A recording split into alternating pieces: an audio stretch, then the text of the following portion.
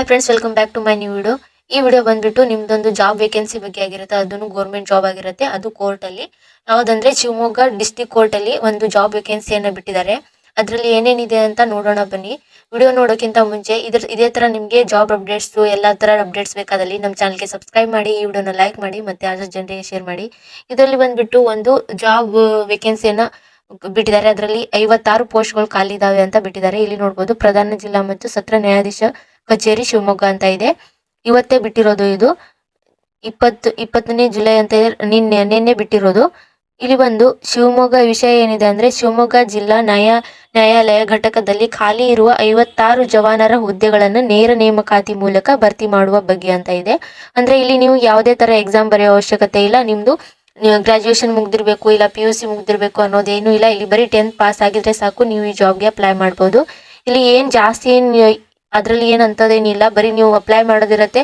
ನಿಮ್ದು ಒಂದು ವೇಳೆ ಸೆಲೆಕ್ಷನ್ ಆಯ್ತು ಅಂದ್ರೆ ಅದು ಅವ್ರು ನಿಮ್ಗೆ ಇಮೇಲು ಅಲ್ವಾ, ನಿಮ್ದು SMS ಮುಖಾಂತರ ನಿಮ್ಗೆ ಸೆಲೆಕ್ಷನ್ ಆಗಿದ್ದೀರಾ ಅಂತ ಒಂದು ಮೆಸೇಜ್ ಅನ್ನ ಕಳಿಸ್ತಾರೆ.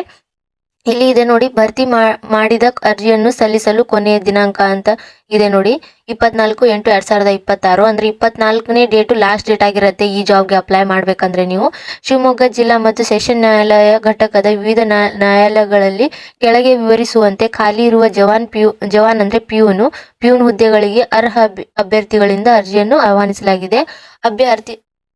ಅರ್ಹ ಅಭ್ಯರ್ಥಿಗಳು ಆನ್ಲೈನ್ ಮೂಲಕ ಅರ್ಜಿಯನ್ನು ಸಲ್ಲಿಸತಕ್ಕದ್ದು ಅಂತ ಇದೆ. ಅರ್ಜಿಗಳನ್ನು ಶಿವಮೊಗ್ಗ ಜಿಲ್ಲಾ ನ್ಯಾಯಾಲಯ ಇಲ್ಲಿ ವೆಬ್ಸೈಟ್ ಲಿಂಕ್ ಕೊಟ್ಟಿದ್ದಾರೆ. ಇಲ್ಲಿ ಹೋಗಿ ನೀವು ಅಪ್ಲೈ ಮಾಡ್ಬೋದು, ಅಪ್ಲೈ ಮಾಡ್ಬೋದು. ಅಪ್ಲಿಕೇಶನ್ ಯಾವಾಗಿಂದ ಸ್ಟಾರ್ಟ್ ಆಗತ್ತಪ್ಪ ಅಂದ್ರೆ, ಈ ದಿನಾಂಕ 23/7/2026, 23ನೇ ತಾರೀಕಿಂದ ಸ್ಟಾರ್ಟ್ ಆಗತ್ತೆ. ಮತ್ತೆ ನೆಕ್ಸ್ಟ್ ಡೇನೆ 24/8/2026 ರಾತ್ರಿ 11:59 ಇದು ಅಪ್ಲಿಕೇಶನ್ ಡೇಟು ಎಕ್ಸ್ಪೈರ್ ಆಗುತ್ತೆ. ಅಲ್ಲಿ ನೀವು ಮುಂದೆ ಅಪ್ಲಿಕೇಶನ್ ಹಾಕುವಾಗಿಲ್ಲ.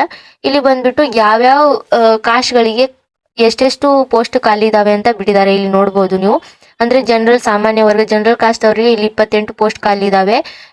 ಮಹಿಳೆಯರಿಗೆ 9, ಇತರರಿಗೆ 50, ಅಂಗವಿಕಲರಿಗೆ 1, ಮಾಜಿ ಸೈನಿಕ 3, ಕನ್ನಡ ಮಾಧ್ಯಮ ಇದ್ರೆ 1, ಈ ತರ ಎಲ್ಲಾ ತರನು ಇಲ್ಲಿ ಕೊಟ್ಟಿದ್ದಾರೆ. ಡೀಟೇಲ್ ಆಗಿ ನೀವು ನೋಡ್ಕೋಬಹುದು. ಇಲ್ಲಿ ಬೇರೆ ಯಾವ್ದು ಪರಿಶಿಷ್ಟ ಜಾತಿ ಪ್ರವರ್ಗ ಎದವರಿಗೆ ಮೂರು ಪೋಸ್ಟ್ ಖಾಲಿ ಇದಾವೆ. ಪರಿಶಿಷ್ಟ ಜಾತಿ ಪ್ರವರ್ಗ ಬಿ ದವರಿಗೇನು 3 ಪೋಸ್ಟ್ ಖಾಲಿ ಇದಾವೆ. ಇಲ್ಲಿ ಪರಿಶಿಷ್ಟ ಜಾತಿ ಪ್ರವರ್ಗ ಸಿ ದವರಿಗೆ 2 ಪೋಸ್ಟ್ ಖಾಲಿ ಇದಾವೆ.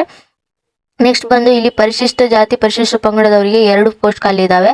ಅದೇ ತರ ಈ ಕಾಸ್ಟ್ ಪ್ರಕಾರ ನಿಮ್ಗೆ ಎಷ್ಟು ಯಾವ್ದಾವ್ದು ಪೋಸ್ಟ್ ಖಾಲಿ ಇದಾವೆ, ಎಷ್ಟು ಪೋಸ್ಟ್ ಖಾಲಿ ಇದಾವೆ ಅಂತ ಕೊಟ್ಟಿದ್ದಾರೆ. ಇಲ್ಲಿ ನೋಡ್ಬೋದು ನೀವು, ಟೋಟಲಿ 56 ಪೋಸ್ಟ್ಗಳು ಖಾಲಿ ಇದಾವೆ. ಇಲ್ಲಿ ಕೆಳಗಡೆ ಬಂದ್ಬಿಟ್ಟು ಇಲ್ಲಿ ನಿಮ್ಗೆ ಯಾವ್ಯಾವ ಪೋಸ್ಟ್ಗಳಿಗೆ ಯಾವ್ದಾವ್ದು ಕಾಸ್ಟ್ಗಳಿಗೆ ಎಷ್ಟು ಖಾಲಿ ಇದಾವೆ ಅಂತ ಹೇಳ್ಬಿಟ್ಟೆ ಆಲ್ರೆಡಿ. ಇಲ್ಲಿ ನಿಮ್ದು ಎಜುಕೇಶನ್ ಕ್ವಾಲಿಫಿಕೇಶನ್ ಏನೇನಾಗಿರ್ಬೇಕು ಅಂತ ಕೊಟ್ಟಿದ್ದಾರೆ ನೋಡಿ. ಶೈಕ್ಷಣಿಕ ವಿದ್ಯಾ ಅರ್ಹತೆ ಅಂತ ಇದೆ ನೋಡಿ.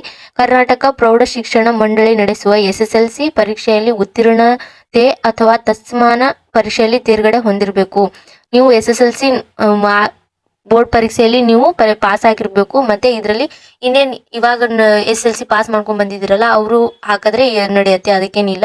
ಮತ್ತೆ ಇಲ್ಲಿ ಬಂದು ಕರ್ನಾಟಕ ಸರ್ಕಾರದ ಸುತ್ತೋಲೆ, ಈ ತರ ಎಲ್ಲ ಡೀಟೇಲ್ಸ್ ಅನ್ನು ಕೊಟ್ಟಿದ್ದಾರೆ. ವಿದ್ಯಾ ಅರ್ಹತೆ, ಕೆಳಕಂಡ ವಿದ್ಯಾರ್ಹತೆ ಕೋರ್ಸ್ಗಳ ಕರ್ನಾಟಕ ರಾಜ್ಯ ಪ್ರೌಢ ಶಿಕ್ಷಣ ಪರೀಕ್ಷಾ ಮಂಡಳಿ ನಡೆಸುವ SSLC ವಿದ್ಯಾ ಅರ್ಹತೆಯನ್ನು ತತ್ಸಮಾನ ವಿದ್ಯಾ ಅರ್ಹತೆ ಕೋರ್ಸ್ಗಳೆಂದು ಸ್ಪಷ್ಟಿಸಲಾಗುತ್ತದೆ ಅಂತ ಕೊಟ್ಟಿದ್ದಾರೆ. ಇಲ್ಲಿ ನೀವು CBS ಮತ್ತು ICSE ಮಂಡಳಿಯು ನಡೆಸುವ ಕ್ಲಾಸ್ 10 ಪರೀಕ್ಷೆ, CBSE NIOS ಅಂತ ಇದೆ, ಅವೆಲ್ಲ ನಡೆಸಿರುವ ಪರೀಕ್ಷೆಯಲ್ಲಿ ಒಟ್ಟಿನಲ್ಲಿ ನೀವು SSLC ಪಾಸ್ ಆಗಿರ್ಬೇಕು.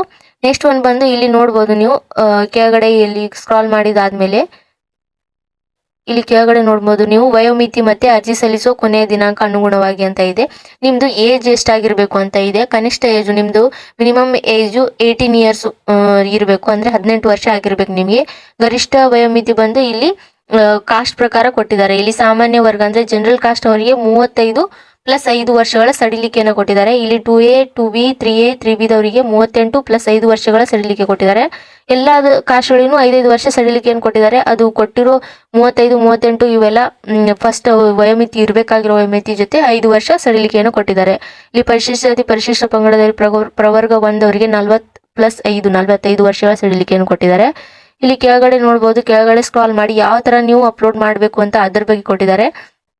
ಅರ್ಜಿ ಸಲ್ಲಿಸುವ ವಿಧಾನ ಅಂತ ಇದೆ ನೋಡಿ. ಇಲ್ಲಿ ಪಾವತಿಸಬೇಕಾದ ನಿಗದಿತ ಅರ್ಜಿ ಶುಲ್ಕ ಹಾಗೂ ವಿಧಾನ ಅಂತ ಇದೆ. ಸಾಮಾನ್ಯ ವರ್ಗಕ್ಕೆ ಸೇರಿದ ಅಭ್ಯರ್ಥಿಗಳು 200, ಅಂದ್ರೆ ಜನರಲ್ ಕಾಸ್ಟ್ನವರಿಗೆ 200 ಇದೆ.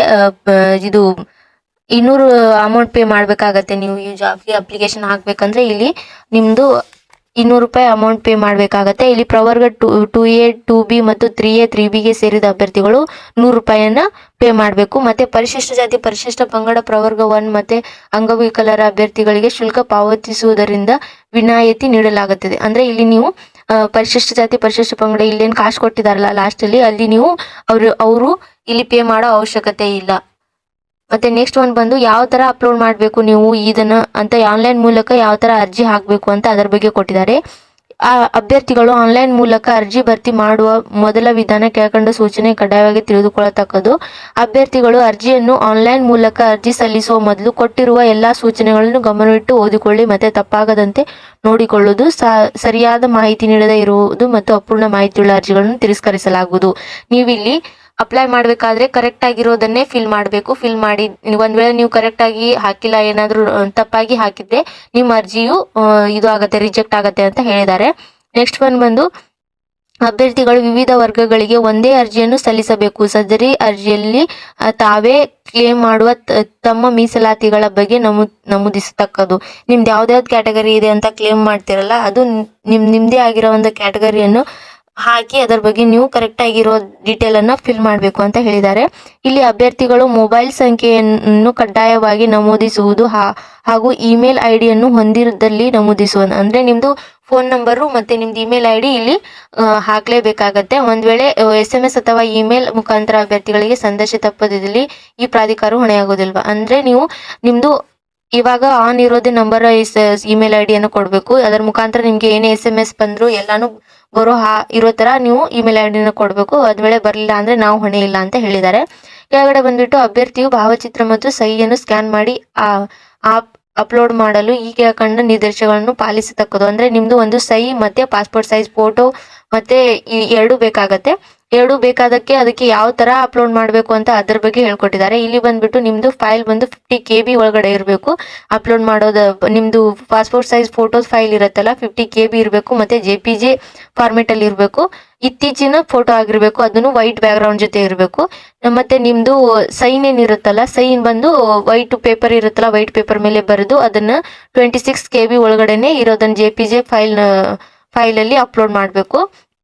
ಇಲ್ಲಿ ಆನ್ಲೈನ್ ಅರ್ಜಿ ಅಭ್ಯರ್ಥಿಯು ಆನ್ಲೈನ್ ಅರ್ಜಿಯನ್ನು ಸಲ್ಲಿಸುವ ಸಂದರ್ಭದಲ್ಲಿ ಕರ್ನಾಟಕ ಪ್ರೌಢ ಶಿಕ್ಷಣ ಮಂಡಳಿ ನಡೆಸುವ SSLC ಪರೀಕ್ಷೆ ದಸ್ತಮಾನ ಸ್ಕ್ಯಾನ್ ಮಾಡಿ PDF ನಮೂನೆ ಇಲ್ಲಿನೂ ಕೂಡ ನಿಮ್ದು SSLC ಮಾರ್ಕ್ಸ್ ಕಾರ್ಡ್ ಅನ್ನ ನೀವು PDF ಫೈಲ್ ಅಲ್ಲಿ ಅಪ್ಲೋಡ್ ಮಾಡಬೇಕಾಗತ್ತೆ. ಎಲ್ಲ ಅಪ್ಲೋಡ್ ಮಾಡಿದಾದ್ಮೇಲೆ ನಿಮ್ಗೆ ಪೇಮೆಂಟ್ ಪ್ರೋಸೆಸ್ ಬರುತ್ತೆ.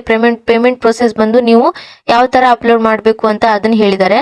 ಇಲ್ಲಿ ಕೆಳಗಡೆ ನೋಡಬಹುದು. ತದನಂತರ ಅಭ್ಯರ್ಥಿಯು ಆನ್ಲೈನ್ ಅರ್ಜಿಯಲ್ಲಿ ಕೋರಲಾದ ಎಲ್ಲಾ ಮಾಹಿತಿಗಳು ಭರ್ತಿ ಮಾಡಿ ನಿಗದಿತ ಶುಲ್ಕ ಪಾವತಿಸಲು ಅರ್ಜಿಯಲ್ಲಿ ತಿಳಿಸಿರುವಂತೆ ಕ್ರಮ ಕೈಗೊಳ್ಳುವುದು.